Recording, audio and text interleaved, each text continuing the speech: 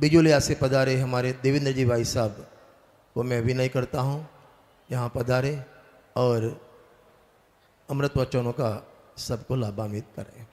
देवेंद्र जी का पंडित साहब का प्रवचन प्रारंभ हो रहा है। देवेंद्र जी वो व्यक्तित्व हैं जिन्होंने पूज्य गुरुदेव श्री के प्रवचनों का गुजराती से हिंदी सर्वाधिक अनुवाद पंडित श्री देवेंद्र जी ने किया है। 3000 प्रवचन गुजराती से हिंदी, ऐसा कोई दूसरी शख्सियत नहीं मिलेगी वसुधा पर जो पंडित जी देवेंद्र जी साहब ने काम किया है। जोरदार उनका अभिनंदन और उनका व्याख्यान प्रारंभ होता है।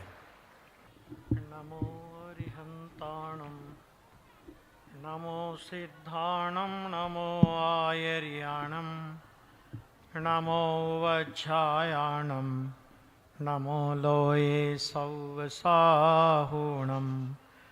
मंगलं भगवान् वीरो मंगलं गौतमोगणि मंगलं कुंदकुंदार्यो जैन धर्मोस्तु मंगलम सर्वमंगलमांगल्यम सर्वकल्याणकारकम प्रधानं सर्वधर्माणां जैनं जयतु शासनं जैनं जयतु शासनं। नमः समय साराय स्वानुभूत्या चकासिते चित्स्वभावाय भावाय सर्वे भावांतरच्छिदे। तीर्थधाम चिदायतन के इस मंगलमय पंच कल्याणक प्रतिष्ठा महोत्सव के पावन अवसर पर हम सभी साधर्मी भाई बहन आत्मा से परमात्मा बनने की मंगलमय प्रक्रिया सीखने के लिए यहाँ पर उपस्थित हुए हैं। जिस नगरी में ये महा आयोजन हो रहा है, पुराणों में उस नगरी का भी बहुत महत्वपूर्ण इतिहास है। जिस समय इस वर्तमान काल की 24वीं के प्रथम तीर्थंकर आदिनाथ भगवान का जन्म हुआ, तब से ही ये नगरी पौराणिक नगरी के रूप में जानी जाती है।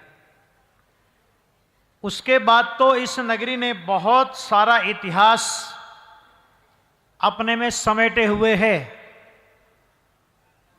लेकिन एक सबसे महत्वपूर्ण इतिहास की बात ये कि जिस तरह भगवान आदिनाथ इस युग में धर्म तीर्थ के आदि प्रवर्तक हुए, उसी तरह इस काल के इस प्रवाह में सर्वप्रथम किसी मुनिराज को आहार दान प्रदान करने का सौभाग्य भी इसी हस्तिनापुर नगरी को प्राप्त हुआ। और ये नगरी तब से दान तीर्थ प्रवर्तक के रूप में जानी जाती है। आपको ये जान के आश्चर्य होगा कि आचार्य पद्मनंदी देव ने पद्मनंदी पंचविंशति नामक एक ग्रंथ है, और उस ग्रंथ के अंदर श्रावकाचार का वर्णन करने वाले 2 अधिकार आचार्य भगवान ने लिखे हैं। एक अधिकार का नाम है देशव्रतोद्योतन अधिकार और दूसरे अधिकार का नाम है उपासक संस्कार अधिकार।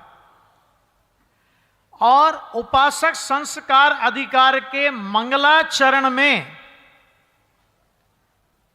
आचार्य देव ने दान तीर्थ प्रवर्तक के रूप में राजा श्रेयांश का स्मरण करके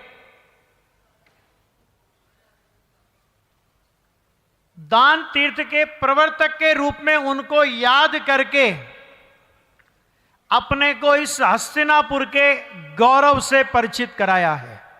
ये वो नगरी है कि जब ऋषभदेव भगवान मुनि अवस्था में आहार के लिए भ्रमण करते थे तो बैसाख शुक्ला तृतीया के दिन राजा श्रेयांश के गृह में इसी हस्तिनापुर में उनको पहली बार आहार दान का योग बना। और जब उनको आहार दान हुआ, पंचाश्चर्य हुए, तो उसके बाद आदिनाथ के पुत्र जो उस समय चक्रवर्ती नहीं थे, चक्रवर्ती तो बाद में हुए, लेकिन भरत महाराज राजा श्रेयांश से मिलने और उनको धन्यवाद देने के लिए इस हस्तिनापुर नगरी के अंदर पधारे थे। आप और हम सोचें कि हम किस पौराणिक नगरी में यहां पर बैठे हुए हैं। इस नगरी के अंदर तीन चक्रवर्ती कामदेव और तीर्थंकर पद के धारी शांतिनाथ, कुंथुनाथ और अरनाथ भगवान के कल्याणक देखे हैं।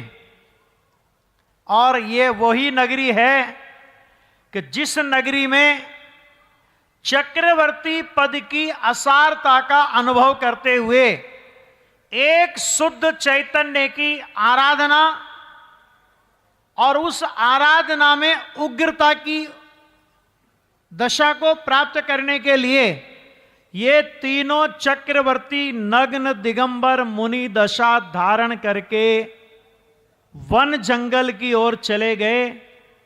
ये इतिहास इसी नगरी में सिमटा हुआ है। और जब हम आगे बढ़ते हैं, मुनि सुब्रत नाथ के जमाने की घटना,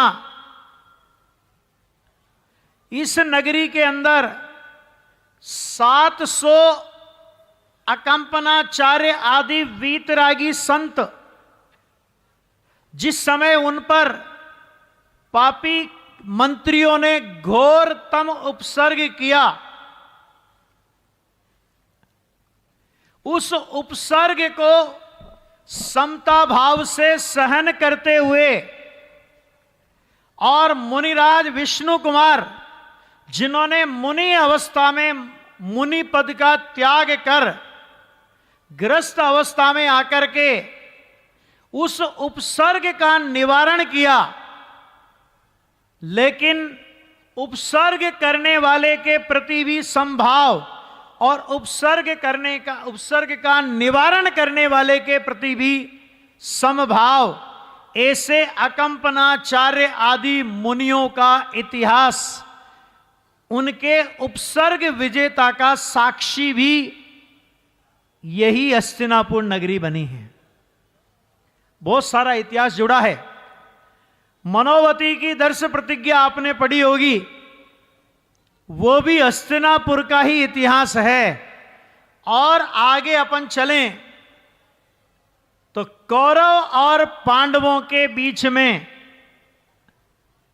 न्याय और अन्याय के बीच में, धर्म और अधर्म के बीच में जो महाभयंकर संग्राम हुआ और जिसमें अधर्म की पराजय होकर, अन्याय की पराजय होकर न्याय की विजय हुई, उसका साक्षी भी यही हस्तिनापुर नगरी है। ऐसे अनेक अनेक इतिहास, अनेक अनेक गौरवशाली घटनाओं को अपने में समेटे हुए इस हस्तिनापुर नगरी में हम सभी के परम उपकारी पूज्य गुरुदेव श्री कांजी स्वामी का भी इस नगरी में आगमन हुआ और उन्होंने भी इस नगरी में पधार कर यहाँ के इतिहास को याद करके, यहाँ के इतिहास के प्रति, इस नगरी के प्रति बहुत अहोभाव व्यक्त किया और आज उन्हीं पूज्य गुरुदेव श्री के प्रभावना योग में हमारे आदरणीय पंडित कैलाश चंद जी और भाई साहब पवन जी के स्वप्न के रूप में ये चिदायतन का महामंगलमय प्रतिष्ठा महोत्सव का सहभागी होने का अपने को अवसर मिल रहा है, ये भी अपना बहुत बहुत सौभाग्य है।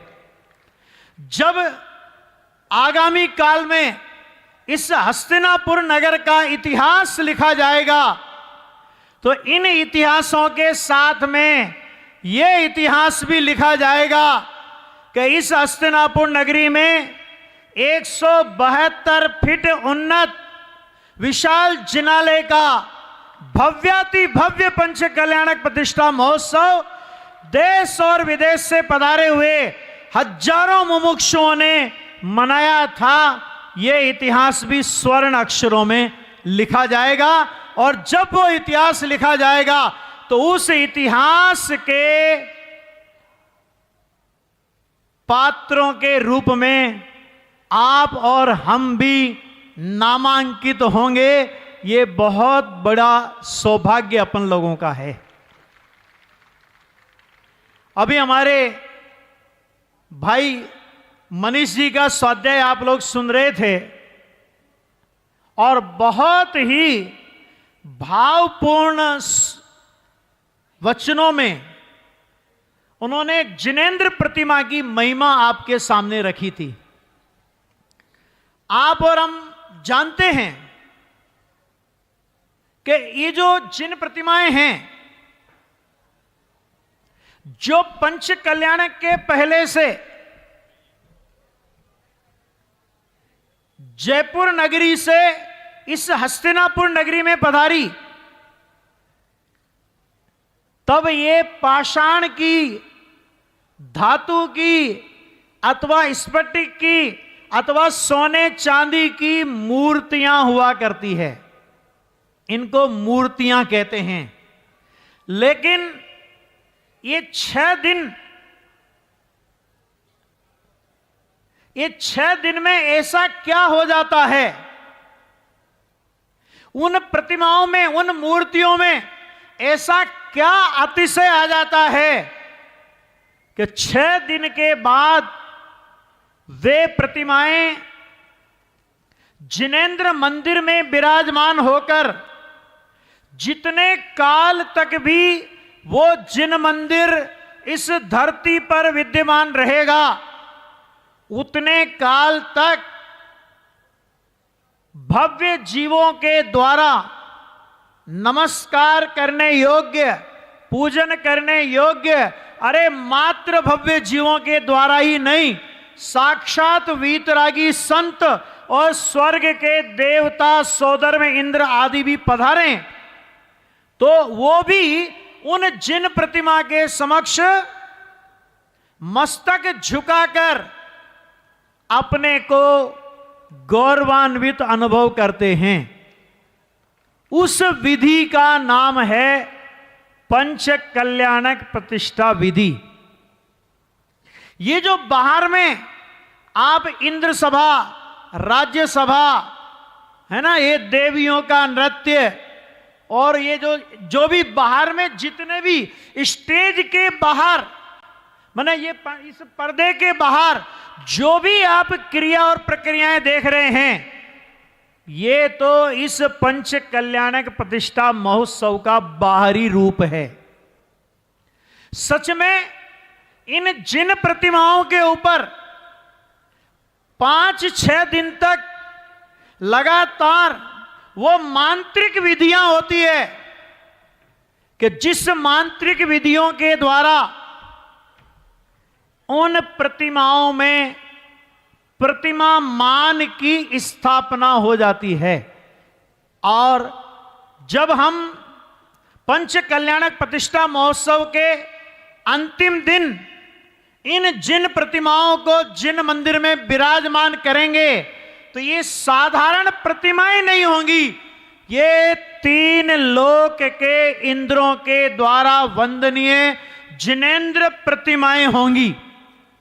आप विचार करो कि जब एक पत्थर पर, एक धातु पर, एक स्फटिक मणि आदि पर संस्कारों के द्वारा वो क्रिया की जा सकती है, वो प्रक्रिया संपन्न हो सकती है कि पाषाण से परमात्मा बन सकता है, तो एक प्रतिष्ठा महोत्सव तो वास्तव में उन प्रतिमाओं के ऊपर चल रहा है जिस पर पंच कल्याणक प्रतिष्ठा महोत्सव की विधि हो रही है। वो काम तो भाई साहब प्रतिष्ठाचार्य जी कर रहे हैं, सह प्रतिष्ठाचार्य जी कर रहे हैं, लेकिन मैं अपने समेत आप सबको अपने ऊपर एक पंच कल्याणक की विधि करने का आह्वान करता हूं। वो विधि क्या है? वो विधि यह है कि जिस दिन हम पंच कल्याणक प्रतिष्ठा महोत्सव के पंडाल में पहले दिन आए थे, तब ये मान्यता लेकर के आए थे कि अरे मैं तो पामर हूं, मैं तो दीन हूं, मैं तो हीन हूं, मैं तो अधम हूं, और न जाने क्या क्या मान्यता लेकर के आए थे। आप और हमें को यह समझना पड़ेगा कि मैं कम से कम इन पाषाण से, इन धातुओं से गया बीता नहीं हूं कि 6 दिन में ये भगवान बन जाएं और मैं भगवान बनने का मार्ग भी यहां से लेकर के ना जाऊं, ऐसा अभागा तो मैं नहीं हूं। हमको भी अपने ऊपर पंच कल्याणक प्रतिष्ठा विधि के वो संस्कार अपने पर संस्कारित करने हैं। हमें अपना प्रतिष्ठाचार्य भी खुद बनना है और हमें अपनी प्रतिष्ठेय प्रतिमा भी खुद बनना है, और प्रतिष्ठेय प्रतिमा और प्रतिष्ठाचार्य के बाद अपनी आत्मा को पूज्य परमात्मा भी स्वयं ही बनाना है। समझ में आया भैया? और इसकी पहली शुरुआत यहां से होती है कि आपने पूज्य गुरुदेव श्री का वो वाक्य सुना होगा जो उनके मंगलाचरण के रूप में याद किया जाता है। और मंगलाचरण के रूप में हम क्या वाक्य पढ़ते हैं? गुरुदेव श्री एक बहुत मार्मिक वाक्य अपने सामने रखते हैं। योग सार प्रवचन के अंदर वो वाक्य आता है। गुरुदेव श्री बोलते हैं कि वीतराग सर्वज्ञ देव तीर्थंकर परमात्मा किनके बीच?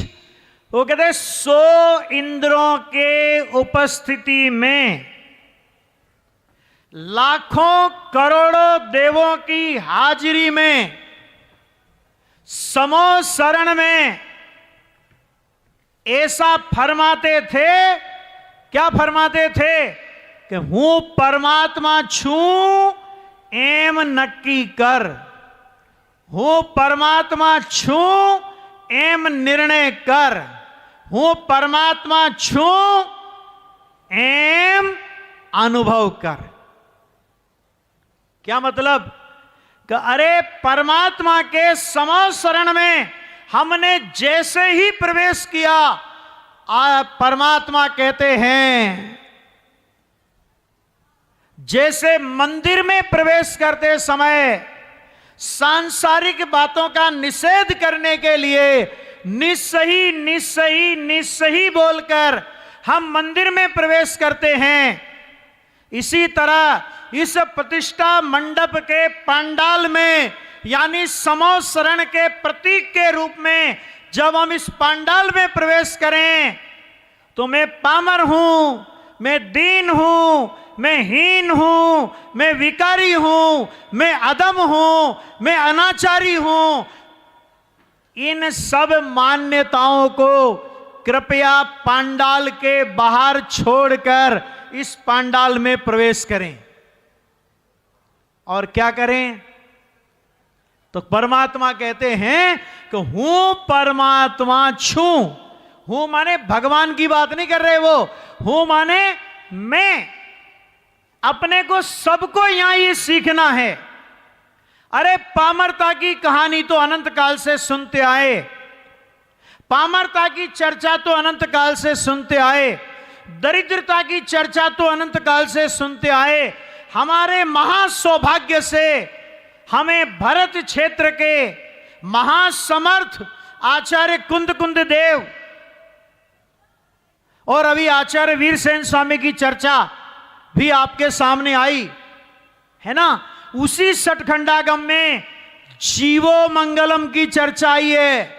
मिथ्यात्व के काल में भी, पाप के काल में भी, पुण्य के काल में भी, निगोद दशा के काल में भी जीव का मंगल स्वभाव मिट नहीं गया है।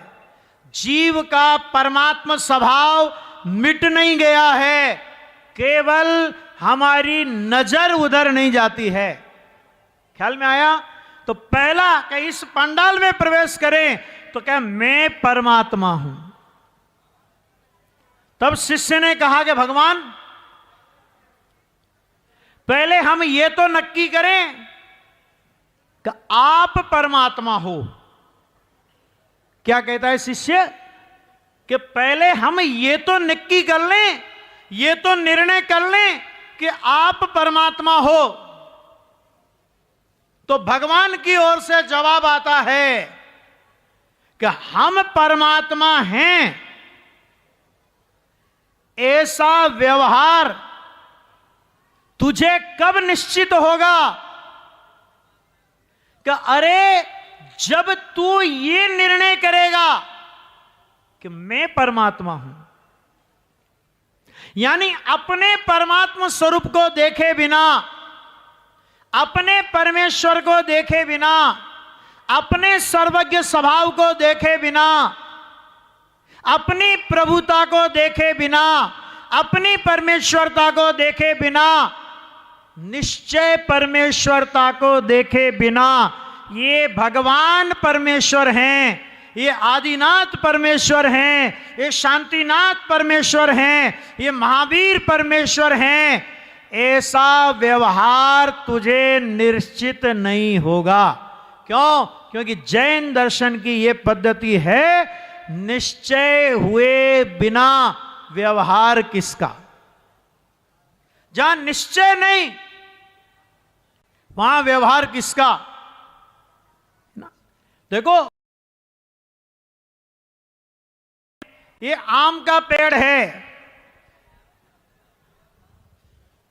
ये इसका ये अनार का पेड़ है, ये अमरूद का पेड़ है। ये पेड़ को देख करके, जो पेड़ को देखते ही आम का पेड़ है तो इसका बीज आम की गुठली है, यह हमें भरोसा आता है कि नहीं आता।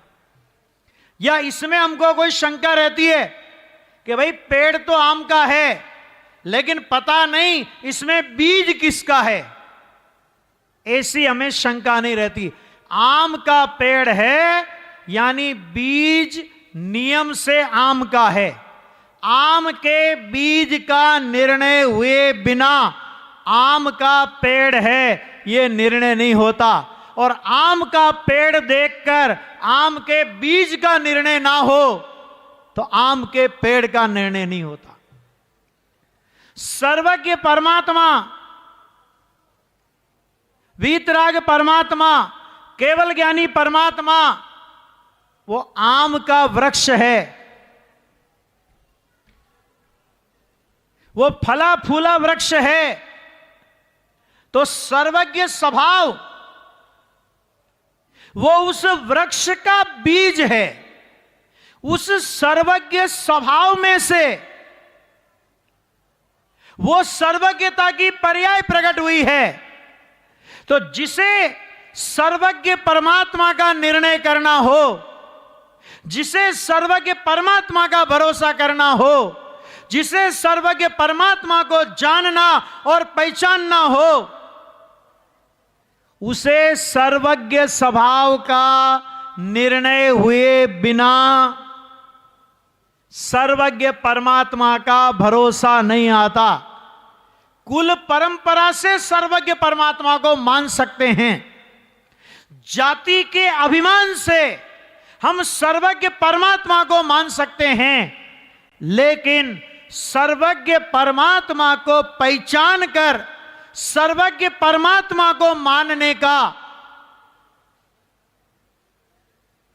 तभी होगा कि जब हम उस वो सर्वज्ञता, वो वीतरागता, वो अनंत चतुष्टय जहां से प्रकट हुए, ऐसे अपने सर्वज्ञ स्वभाव, ऐसे अपने वीतराग स्वरूप, ऐसे अपने सहज चतुष्टय स्वरूप शुद्ध चैतन्य परमात्मा का अनुभव करें। हमारे पूज्य गुरुदेव श्री, जिन्होंने चारों अनुयोगों के लगभग उपलब्ध सभी ग्रंथों का अध्ययन किया और 37 ग्रंथों पर उन्होंने प्रवचन किया। भक्तामर स्तोत्र पर गुरुदेव श्री के प्रवचन, विशापहार स्तोत्र पर प्रवचन, दर्शन स्तोत्र पर प्रवचन, ऋषभ स्तोत्र पर प्रवचन, शांतिनाथ स्तोत्र पर गुरुदेव श्री के प्रवचन, 5 स्तोत्रों पर गुरुदेव श्री के प्रवचन हैं। और उन स्तोत्रों के प्रवचन में जहां उनके अंदर में जिनेंद्र परमात्मा, जिनवाणी और वीतरागी संतों के प्रति उछलती हुई भक्ति के दर्शन हमको होते हैं, वही उसमें से उन्होंने अध्यात्म के वो सूक्ष्म रहस्य निकाल करके दिए कि अरे इन वीतरागी परमात्मा को जो भाव भरी नजर से एक बार देखे, जो इन वीतरागी परमात्मा के वास्तविक स्वरूप को पहचान कर भाव भरी नजर से एक बार देखे, उसे आत्मा का दर्शन होता है। और जिसे आत्मा का दर्शन होता है, वास्तव में परमात्मा के दर्शन भी उसी ने किए हैं। और जिसने ऐसा किया, आचार्य भगवान प्रवचन सार की 80 नंबर की गाथा में फरमाते हैं, उसका मोह, उसका मिथ्यात्व, उसका अज्ञान, उसका अनंत संसार का बीज क्षय को प्राप्त होता है। क्या बात करते हैं आचार्य भगवान? मोह क्षय को प्राप्त होता है।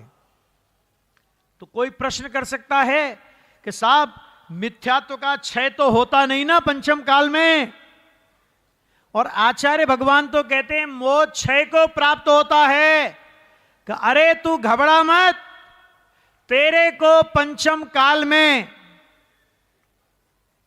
जो ये मोह का, मिथ्यात्व का उपशम होकर, क्षोभसम होकर, क्षोभसम सम्यक दर्शन हुआ, ये क्षोभसम सम्यक दर्शन तेरे को क्षायिक सम्यक दर्शन के साथ जुड़ान करके जाएगा। इसका नाम पूज्य गुरुदेव कहते थे जोड़नी क्षायिक। है ना? देखो भैया, अपन सब लोग इस अर्थ में महाभाग्यशाली हैं कि अपने को, देखो पंचम काल में अपना जन्म हुआ, ये तो ठीक है कि ये तो अपना जन्म पंचम काल में हो गया। आराधना पिछले भव की लेकर के नहीं आए, क्योंकि अगर पिछले भव में हमने आराधना की होती तो पंचम काल में अपन लोग जन्म नहीं लेते। तो पिछले भव में आराधना लेकर के नहीं आए, ये बात तो परम सत्य है। लेकिन अपन ने इस काल खंड में जन्म लिया है, ऐसे माहौल में अपन ने जन्म लिया है कि हमारे पंडित जी साहब, कैलाश चंद जी साहब की भाषा में कहूं तो पंचम काल को चौथा काल बनाने वाले, भरत क्षेत्र को विदेह क्षेत्र के रूप में परिवर्तन करने वाले पूज्य गुरुदेव श्री का जन्म जिस काल खंड में हुआ, उस काल खंड में हमारा जन्म हुआ। और गुरुदेव की वज्रवाणी कि भूल जाओ मैं पामर हूं, आज से स्वीकार करो मैं परमेश्वर हूं। और ये बात गुरुदेव श्री नहीं कहते, ये समय सार जी परमागम मेरे सामने यहां विराजमान है। आपको पता है समय सार जी की पहले नंबर की गाथा में आचार्य भगवान ने पहली कलम चलाई। भरत क्षेत्र में कुंद कुंद आचार्य की पहली कलम से जो पहला शब्द लिखा गया, वो लिखा गया वंदितो सव सिद्धे। और उसमें कुंद कुंद आचार्य ने कहा कि मैंने अपनी आत्मा में सिद्धों की स्थापना कर ली है और मैं अपने श्रोताओं के अंदर भी सिद्धों की स्थापना करता हूं। अर्थात वे हमें कसम दिलाते हैं। क्या कसम दिलाते हैं, क्या प्रतिज्ञा कराते हैं कि आज से प्रतिज्ञा करो, आज से सौगंध उठाओ कि मैं पामर हूं, ऐसा बोल मेरे अंदर से नहीं निकलेगा। अरे मैं सिद्ध हूं इतना भी नहीं, मैं तो वो हूं जिसमें से अनंत सिद्ध दशा अनंत काल तक निकलती रहेगी और मेरा खजाना कभी खाली नहीं होगा। सिद्ध ही नहीं, मैं तो सिद्ध का जनक हूं। आज से ये प्रतिज्ञा करो। ये प्रतिज्ञा हमें समय सार ने कराई, ये प्रतिज्ञा हमें हमारे गुरुदेव श्री ने कराई। गुरुदेव श्री से एक प्रश्न हुआ कि साहेब आप कोई प्रतिज्ञा नहीं कराते हो, आप कोई नियम नहीं दिलाते हो, आप कुछ प्रतिज्ञा तो कराओ। तो पता है गुरुदेव श्री ने क्या कहा? गुरुदेव ने कहा प्रतिज्ञा करो। क्या प्रतिज्ञा करें महाराज? कि प्रतिज्ञा करो कि आज से ना पाप करेंगे और ना आज से पुण्य करेंगे। अरे पुण्य और पाप को नहीं करने की प्रतिज्ञा करो। और करने योग्य कार्य क्या है कि एकमात्र शुद्धात्मा की दृष्टि, शुद्धात्मा का ज्ञान, शुद्धात्मा की अनुभूति, ऐसा रत्न त्रय प्रकट करके मोक्ष मार्ग का वर्ण करेंगे। भजनों में नहीं बोलेंगे। हाँ, भजन में बोलते ना, क्या बोलते हैं? अब ना भटकेंगे संसार में। क्यों भैया? अपनी क्या हो गया? बोलो, क्या हो गई? अपनी खबर मुझे हो गई। इसका मतलब क्या हुआ? भगवान के सामने झूठ तो नहीं बोल रहे हो कि अपनी खबर हो गई। इसका मतलब आज तक संसार में क्यों भटका? कि दुनिया की खबर थी, लेकिन जिसको दुनिया की खबर थी हमें उसी की खबर नहीं थी, इसलिए संसार में भटके। हे प्रभु, आज आपकी मुख मुद्रा देखकर, हे जिनवाणी माता, आज तेरी वाणी सुनकर, हे वीतरागी कुंद कुंद आचार्य भगवंतों, आपकी गाथाएं सुनकर, हे गुरुदेव श्री आपकी सिंह गर्जना सुनकर, हे बहन श्री आपकी मधुर वाणी सुनकर हमें अपने चैतन्य की खबर हो गई है। और अब हम उस चैतन्य की आराधना और उपासना करके सिद्धों में जाएंगे, सिद्धों की पंक्ति में मिलेंगे और आपकी अगवानी के लिए वहां पर उपस्थित रहेंगे। इसी पवित्र भावना के साथ इस पंच कल्याणक प्रतिष्ठा महोत्सव का ये सार्थक संदेश कि जब हम छठे दिन भगवान की मूर्तियों को, भगवान की प्रतिमाओं को वेदी में विराजमान करके जाएं, उसी दिन जैसा कि अभी मैंने कहा था कि पंच कल्याणक के एक संस्कार हमें अपने अंदर में करने हैं कि अपनी चैतन्य की परिणति रूपी वेदी में, चैतन्य परिणति रूपी वेदी में अपने चैतन्य परमेश्वर को विराजमान करके